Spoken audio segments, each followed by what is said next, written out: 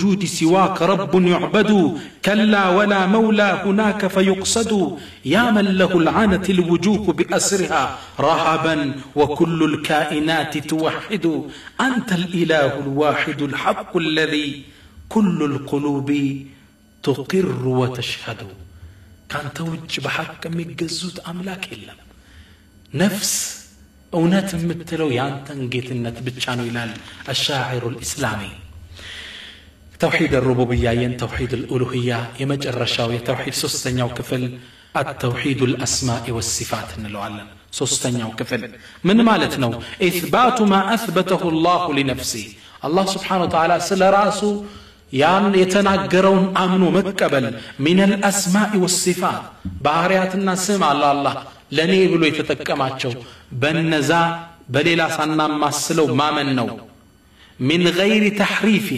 የቃሉን ትርጉም ሳንለውጥ ኢዕራቡን ሳንቀይር استوان استولى سانن ولا تعطيل لله የሚገቡትን ባህሪያት ከሱ ሳናስወግድ ولا تكييف ሳናደርገው ولا تمثيل ሳናመሳስለው تشبيه ሳናመሳስለው ለምሳሌ ባጭሩ ለማስቀመጥ الرحمن على العرش استوى አዛኙ ጌታ الرحمن على العرش استوى ከዓርሽ በላይ ከፍ አለ ተደላደለ ይህ ቁርአን ውስጥ ቢያንስ 5 ጊዜ ተጠቀሰ የቁርአን አንቀጽ ነው አንድ ሰው ወደ ኢማሙ ማሊክ መጣና ምን አላቸው ያ ኢማም كيف استوى الرحمن على العرش استوى الى استوى ተደላደለ ማለት እንዴት ነው አላቸው ኢማሙ ማሊክ ሰሃቦች አንስተውት የማያውቁት ጥያቄ ነው ይህ ፈተና ውስጥ የገባ ሰው እንደሆነ ተረዱና በጣም ተቆጡ الاستواء معلوم الله ከዓርሽ በላይ መደላደሉ የታወቀ ነው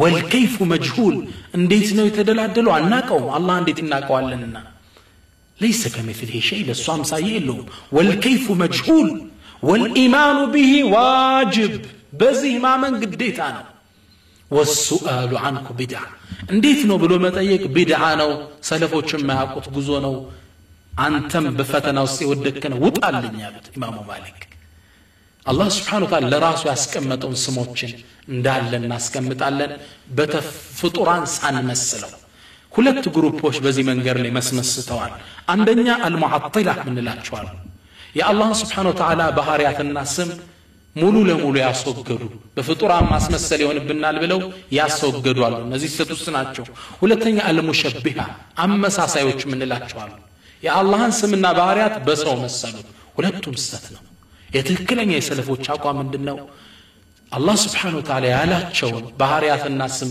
ለሱ እናደርጋለን በፍጡራን ሳንመስለው ኢስባቱን ወነፍይ ለአላህ አለኝ ያለውን አለው እንላለን እንዴት ስንባል ግን ليس كمثله شيء وهو السميع البصير ተግባባን እሱም ይመስል የለም هل تعلم له سميا بيتي تاقلتاله كفوا احد لسو عندم بيتي يلوم وله المثل الاعلى في السماوات والارض لسو تلك مسايان يالو الايمان باسماء والصفات باجرو يهني مسلال الله سبحانه وتعالى هون يتقسناچون التوحيد 3 ክፍሎች በአንድ አንቀጽ ላይ ሲያስቀምጥ ምን ይለናል رب السماوات والارض وما بينهما الله كو رب فتاري نو تنكباكابي نو سماوات والارض وما بينهما يسماتم يمدرم بمحلاچوم የሚገኙ ፍጡራን ጌታ እሱ ነው ይሄ ተውሂድ الربوبيه ነው فاعبده واصطبر لعبادته እሱም ብቻ ተገዛው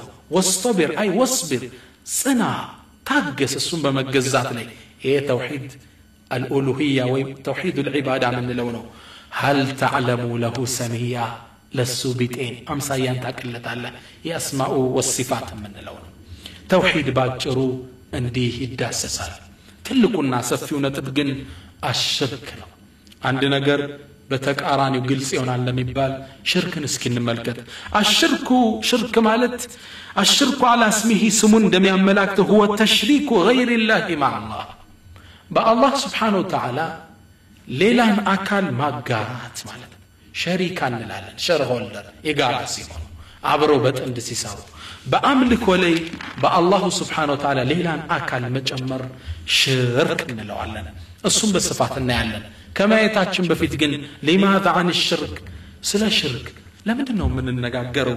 أولا የመጀመሪያው لأن الله أمرنا ألا نشرك به شيئا الله سبحانه وتعالى በሱ ላይ ሽርክ እንዳንሰራ አደራ ስላለነ ነው።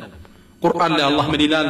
وقضى ربك ያንተ ጌታ አዟል ወስኗል ألا تعبدوا إلا إياه እሱም ብቻ እንጂ ሌላን እንዳታመልኩ واعبدوا الله ولا تشركوا به شيئا አላህን በብቸኝነት አምልኩ በሱ ላይ ማንንም አትጨምሩ ሲል ሌላ ቦታ ላይ አላህ ያዘናል።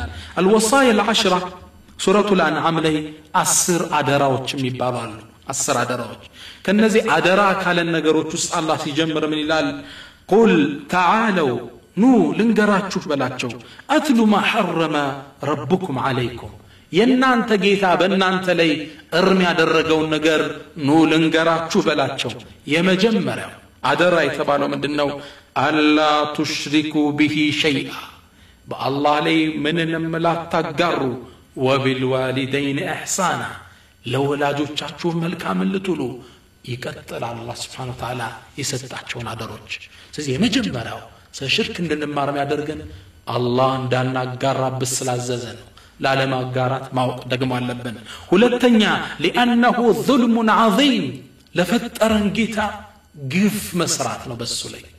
هل جزاء الإحسان إلا الإحسان ፈጥሮን ተንከባክቦን ረዝቆን ሲሳይ ሰጥቶን በሱ ላይ እናጋራለን።